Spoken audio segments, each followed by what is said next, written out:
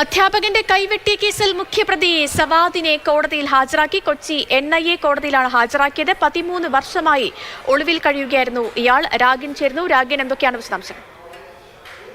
അല്പസമയം മുമ്പാണ് കൈവെട്ടി കേസിലെ മുഖ്യപ്രതി ഒന്നാം പ്രതി സവാദിനെ കൊച്ചി NIA കോടതിയിൽ ഹാജരാക്കിയിരിക്കുന്നത്. കോടതി നടപടികൾ തുടങ്ങിയിട്ടുണ്ട്. സാധാരണഗതിയിൽ റിമാൻഡിൽ തന്നെ പോകും. ഇതോടൊപ്പം തന്നെ കോടതിയിൽ NIA സംഘം കസ്റ്റഡി അപേക്ഷയും നൽകാനുള്ള സാധ്യതകൾ ഉണ്ട്. അതിനുശേഷം വിശദമായി തന്നെ ചോദ്യം ചെയ്യേണ്ടതുണ്ട്. കാരണം 2010 ജൂലൈ 4 നടന്ന സംഭവമാണ്. അതിനുശേഷം ഇത്രയും നാൾ കഴിഞ്ഞ 13 വർഷമായി സവാദ് ഒളിവിലാണ്. എവിടെയൊക്കെയാണ് ഒളിവിൽ കഴിഞ്ഞത് എന്നടക്കമുള്ള കാര്യങ്ങൾ വിശദമായി തന്നെ ഇയാളിൽ നിന്നും ചോദിച്ചറിയേണ്ടതുണ്ട്. കഴിഞ്ഞ കുറച്ച് നാളുകളായി ഇയാൾ കണ്ണൂരിലുണ്ടെന്നാണ് NIA വ്യക്തമാക്കുന്നത്. ഇതിന്റെ ഭാഗമായി NIA കഴിഞ്ഞ കുറെ നാളുകളായി പരിശോധനകൾ നടത്തിവരികയായിരുന്നു. ഈ കേസിൽ 2 തവണ കോടതി വിധി പറഞ്ഞിട്ടുണ്ട്. അതായത് ആദ്യഘട്ടത്തിൽ പ്രതികളെ അറസ്റ്റ് രേഖപ്പെടുത്തി കുറ്റപത്രം കൊടുത്ത് വിചാരണ നടപടികൾ പൂർത്തിയാക്കി വിധി. 2ാം ഘട്ടത്തിലും അങ്ങനെ തന്നെ ഉണ്ടായി.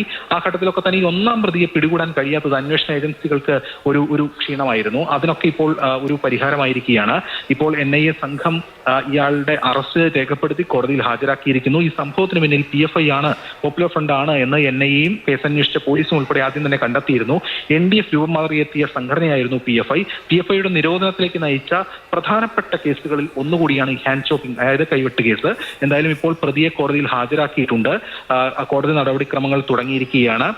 അതിനുശേഷം ഇനി തുടർന്ന് അങ്ങോട്ട് നടക്കാനുള്ളത് ഇയാളുടെ കസ്റ്റഡിയിൽ വാങ്ങി ചോദ്യം ചെയ്യൽ, അതോടൊപ്പം തന്നെ ഇയാൾക്കെതിരെയുള്ള കുറ്റപത്രവും ഉടൻ സമർപ്പിക്കും. അതിനുശേഷം ഇയാളുടെ വിചാരണ പൂർത്തിയാക്കി സവാദിനെതിരെ. ശരി രാഗിൻ, എന്താണെങ്കിലും കഴിഞ്ഞ 13 വർഷമായി അന്വേഷണ സംഘത്തെയും പോലീസിനെയും ഒക്കെ കബളിപ്പിച്ച് ഒളിവിൽ കഴിഞ്ഞ പ്രതിയാണ് പോലീസിന്റെ പിടിയിലായിരിക്കുന്നത്. NIA കോടതിയിൽ നടപടിക്രമങ്ങൾക്കും തുടക്കമായിട്ടുണ്ട്. രാഗിനാണ് വിശദാംശങ്ങൾ നൽകിയത്.